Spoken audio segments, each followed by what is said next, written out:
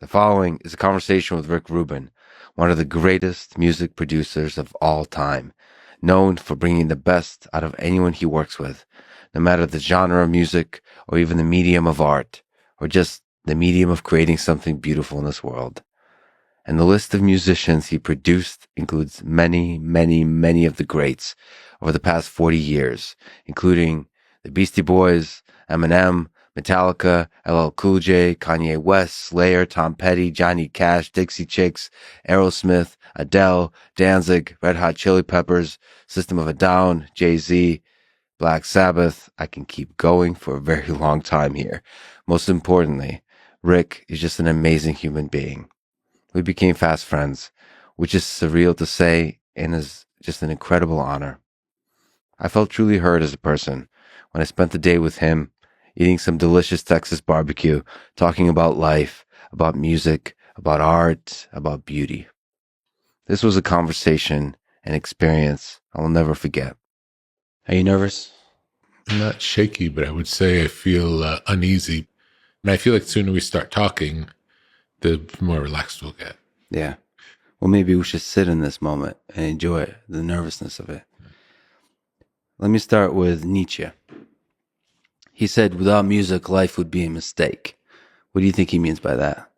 Let's talk some philosophy. Let's try to analyze Friedrich Nietzsche from a century ago. It seems like music has the ability to bring us so much depth in our soul that's hard to access any other way. And without it, there would be a loss beyond the pleasure of it. Feels like it's a window into something else. Something that no other medium can express quite the same way. I would say not as automatically. Something about music can do it automatically. Maybe poetry or maybe certain abstract forms can get us there. But there's something about music that really can get us there quickly. But it's also the time, the place, the history. There's something about, like a lot of my family's still in Philly. There's something about driving through Jersey and listening to Bruce Springsteen. And then I'll get like emotional. Like listening to like I'm on Fire. That like one of my favorite Bruce Springsteen songs. There's a haunting kind of strumming to it. It's not a strumming. It's actually picked. It has a country feel to it, almost like a Johnny Cash feel actually. And I don't know, makes me feel, so for people who don't know, I'm on Fire. That song is, I guess, a love song to a woman that you can't have because she's married or she's with somebody else, which I guess is quite a lot of love songs. But there's something about the haunting nature of the guitar, and then it has to be driving through Jersey. And I feel like everyone has fallen in love with a Jersey girl at one point in their life. I don't know if that's true for everybody, but I feel like that. I haven't either, but I just feel like that. I feel there's something about Bruce Springsteen is like, yeah, I've been there. And that just takes you to a place of emotion that you just, that captures love, that captures longing, that captures the heartbreak of just the way time flows in life and the fact that it's finite and just all of that in a single simple song. Like, what else can capture that? Yeah, I don't know. But it's true that there's a connection both between time and place and music. And certain music growing up on the East Coast didn't really resonate with me until I spent time on the West Coast. Eagles being an example. When I lived in New York, the Eagles didn't really speak to me. ZZ Top didn't really speak to me. And then when I started spending time in California and driving through Laurel Canyon, all of a sudden the music of the Eagles felt appropriate somehow. And I started listening to it more. Got it. So not until you went out west can you understand the sounds of the West. So it's really like New York has a sound. What other places have a sound in the United States? I think every place does. And that said, sometimes we can get an experience through music of a place. Like, we can resonate with the music and not understand why. And then maybe when we go to the place where it was created, it's almost like we have a knowingness of that place. It's not a strange place anymore. Yeah, Stevie Ray Vaughan with blues and Texas blues. Yeah. You can just listen to Texas Flood and just, again, there's like a woman you're missing, a broken heart, and somehow that connects you to the place. The Eagles, what song with the Eagles connects with you? Are we talking about like Take It Easy, or are we talking more like Hotel California? I'm thinking Take It Easy, but both are great. Yeah. There's certain songs when I started learning guitar when I was young that's like, I would like to be the kind of person that not only knows how to play this song, but understands this song, and like have that song be something I played 20 years ago. And I've lived with that song for a while. Like Hotel California is an example. Obviously there's the solo, but there's also the soulfulness of the lyrics, which I still don't understand. And it could be about anything. And as you get older, I feel like the meaning of the song could be anything. Yeah, I think that's true. I think that's the beauty of them. I think when the person wrote them, they may have had one interpretation, but it's not contingent on us getting that interpretation to like it or resonate with it or feel it.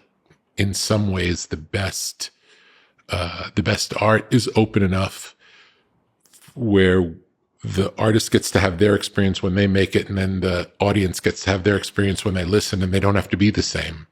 And then it connects thousands or millions of people together.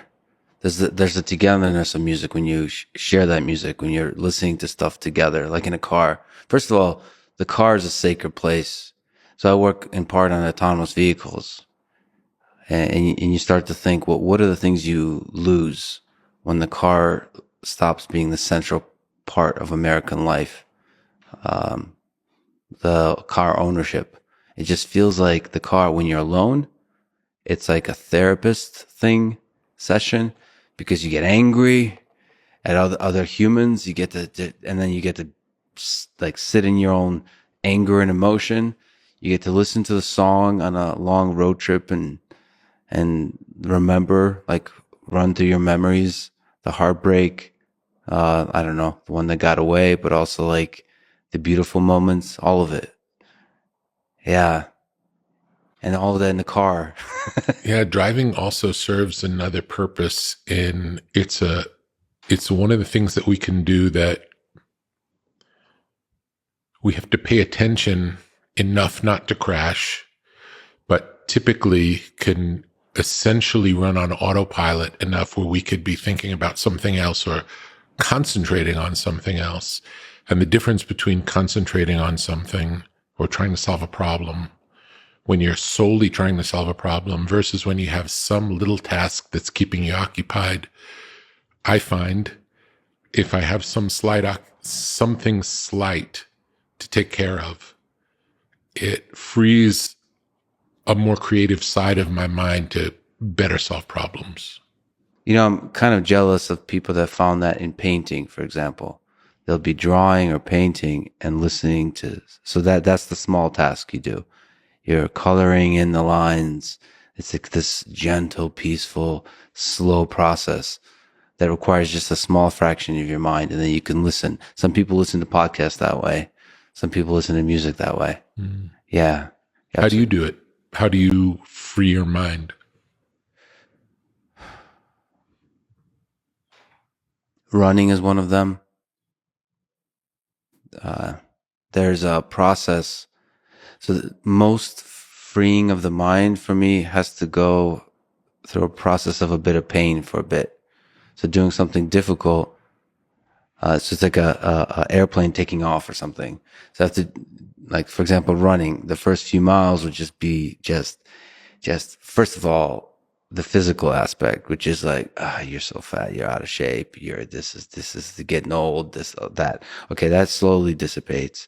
And then the demons come in who are like, you should be getting this and that and this done. You haven't gotten it done. You're like breaking promises, all those kinds of voices coming in.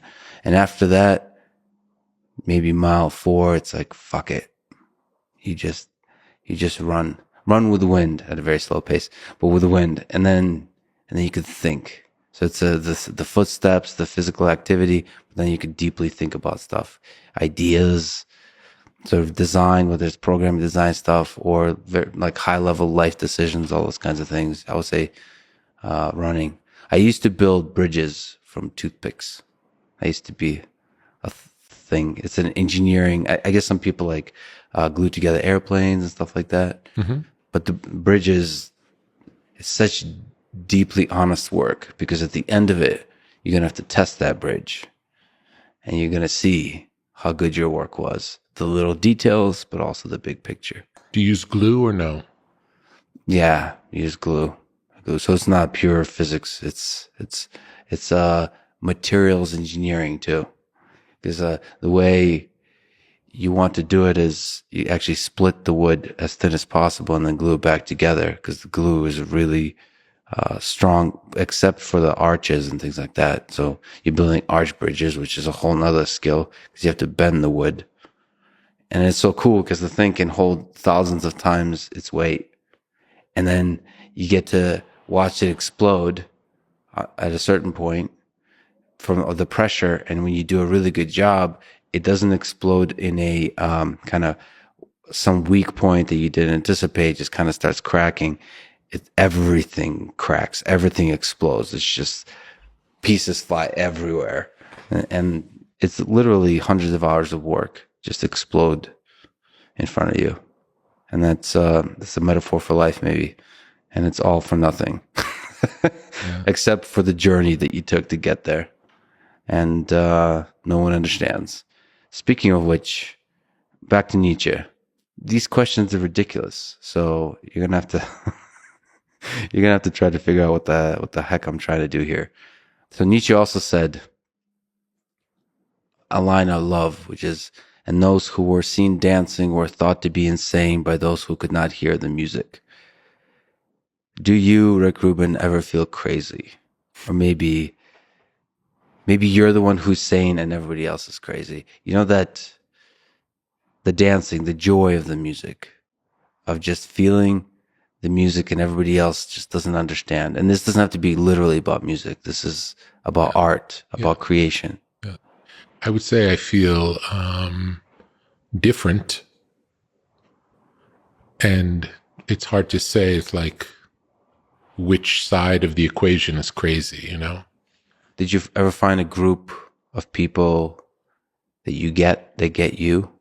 Yes. Is that what producing is essentially? Is you try to find the moments when you just get each other?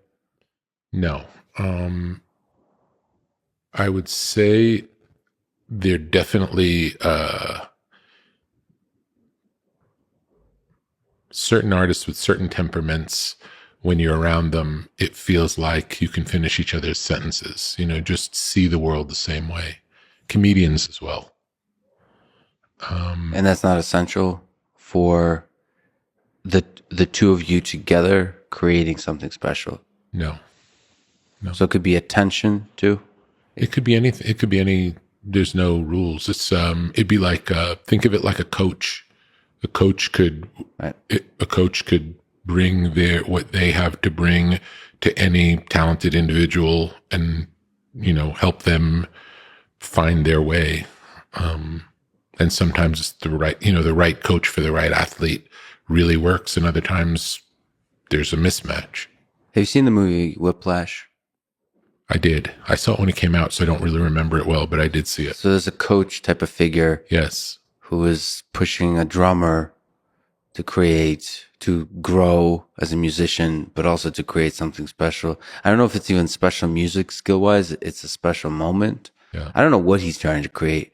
Now, from one perspective, it's just a person who selfishly gets off on being abusive to those he's with. But from another perspective, the way I saw that movie is it's just the two right humans finding each other at the right moment in life and risking destroying each other in the process, but maybe something beautiful will come of it. Do you think that's a toxic relationship? Or does some of that movie resonate with you as that sometimes is required to create art? that kind of suffering. Yeah, it doesn't. Well, there's suffering involved, but not that kind of suffering. Not for me. There's some people who that's their process and that's whatever works. There are no right answers for anything involved in art. We're all trying experiments to find a way. And even for the things that I work on, I don't have a set way that I do anything. I come to every project